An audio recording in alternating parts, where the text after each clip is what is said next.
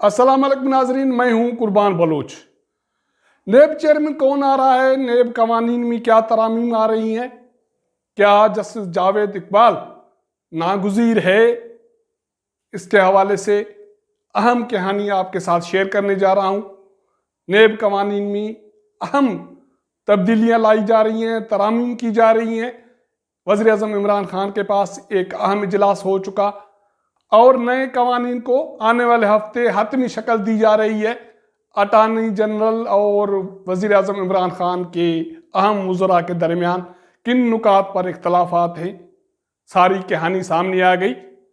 जिन दोस्तों ने मेरा चैनल सब्सक्राइब नहीं किया या नए दोस्त देख रहे हैं तो सब्सक्राइब करें, वॉच करें, शेयर करें। तो नाज़रीन, बात हो रही थी कि नेब का नया चेयरमैन कौन आ रहा है। काफ़ी दिनों से ये मामला ज़ेर बहस है और ये भी ज़ेर बहस है कि क्या जस्टिस जावेद इकबाल जो मौजूदा नेब चेयरमैन हैं वो ही नागुज़ीर हैं या नेब कवानीन में कोई तरमीम लाई जा रही है। इसके हवाले से पिछले हफ्ते वज़ीर आज़म इमरान खान के पास एक अहम इजलास हुआ है। ज़राए बताते हैं कि उस इजलास में अटार्नी जनरल खालिद जावेद ने शिरकत की, वज़ीर कानून फ़ारूक नज़ीम साहब, शेख रशीद, फवाद चौधरी और कुछ अहम वज़रा उस इजलास में शरीक हुए। उस इजलास का अहम नुक्ता ये था कि नेब चेयरमैन जिसका टेन्योर 8 अक्टूबर को ख़त्म हो रहा है, नया चेयरमैन नेब कौन बने। बहुत सारी तजावीज़ आई, मुख्तलिफ तजावीज़ हैं, लेकिन उसके बाद वज़ीर आज़म इमरान खान ने एक कमेटी बनाई। उस कमेटी में अटार्नी जनरल मौजूद हैं, वज़ीर कानून मौजूद हैं, कुछ और वज़रा मौजूद हैं और अब एक अहम ड्राफ्ट तैयार हो गया है और उसके नुकात पर इख्तलाफात भी मौजूद हैं। लेकिन आने वाले हफ्ते जो अहम इजलास होने जा रहा है उसमें हतमी फैसला किया जाएगा। जो कवानीन नेब के हवाले से या नेब कवानीन के हवाले से तरामीम आ रही हैं उसमें अब यह तय हो चुका कि जस्टिस जावेद इकबाल नागुज़ीर नहीं है। ये ज़रूरी नहीं है कि जस्टिस जावेद इकबाल ही नेब के नए चेयरमैन हों, क्योंकि जो तरामीम तजवीज़ की गई हैं उसमें 6 से 7 अहम नुकात हैं। उसमें अहम नुक्ता ये है कि नेब चेयरमैन के हवाले से, उसकी तैनाती के हवाले से, उसका जो टेन्योर का शर्त था उसको ख़त्म किया जा रहा है। मौजूदा कानून में ये शर्त है कि एक मरतबा नेब चेयरमैन के बनने के बाद कोई दूसरी मरतबा नेब चेयरमैन नहीं बन सकता। लेकिन अब जो ड्राफ्ट है जिसके तफसीलात हमारे पास हैं उसमें यह तरमीम है कि कोई भी शख्स नेब चेयरमैन बन सकता है, रिटायर्ड जज हो सकता है और सिविल अफसर हो सकता है और उसके लिए टेन्योर की कोई पाबंदी नहीं होगी। लेकिन एक शर्त ज़रूर है कि उसके मुद्दत मुलाजमत में 4 सालों के बाद तोसी नहीं हो सकती, रीअपॉइंटमेंट हो सकती है, नई सिर तैनाती हो सकती है। तो वो जस्टिस जावेद इकबाल भी हो सकते हैं, कोई सिविल सर्वेंट भी अब नेब चेयरमैन हो सकते हैं। दूसरी चीज़ जो अहम थी, जो ज़ेर बहस थी और वज़ीर आज़म इमरान खान के अहम साथी ये कह रहे थे कि कौमी असम्बली में हिज़्ब इख्तिलाफ के रहनुमा शहबाज शरीफ के साथ नेब चेयरमैनी के तैनाती के हवाले से कोई मुशावरत नहीं की जाएगी। लेकिन इसके हवाले से जो ड्राफ्ट तैयार हो चुका है उसमें यह नुक्ता शामिल है कि अपोजिशन लीडर से मुशावरत लाजमी है और क्योंकि आइन में ये नुक्ता मौजूद है, अटार्नी जनरल खालिद जावेद का मौक़िफ़ है कि कोई भी आइन की खिलाफ वर्जी नहीं कर सकता। वज़ीर आज़म इमरान खान को भी आइन की खिलाफ वर्जी नहीं करनी चाहिए। अपोजिशन लीडर कौमी असम्बली में शहबाज शरीफ के साथ मुशावरत करनी पड़ेगी। लेकिन वज़ीर कानून फ़ारूक नसीम साहब कहते हैं कि ये ज़रूरी नहीं है कि अपोजिशन लीडर से मुशावरत हो। ज़राए कहते हैं कि इस नुक्ते पर अटार्नी जनरल और वजीर कानून के दरमियान इख्तलाफ राय मौजूद है, लेकिन फिर भी 2 दिनों का टाइम अभी भी है।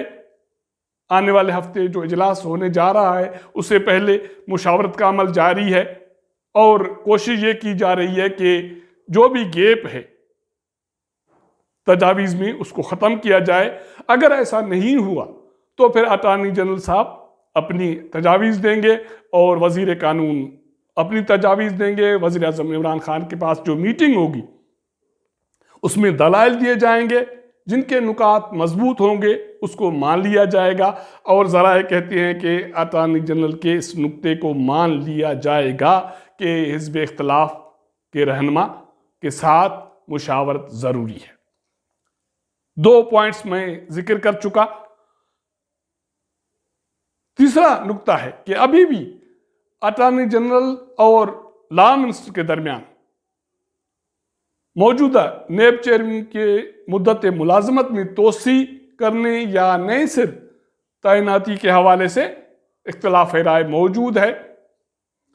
अटॉर्नी जनरल साहब कहते हैं कि नेब चेयरमैन की नए सिरे से तैनाती हो सकती है, मुद्दत मुलाजमत में तोसी नहीं हो सकती। फारूक नसीम साहब कहते हैं कि नहीं, तोसी की जा सकती है।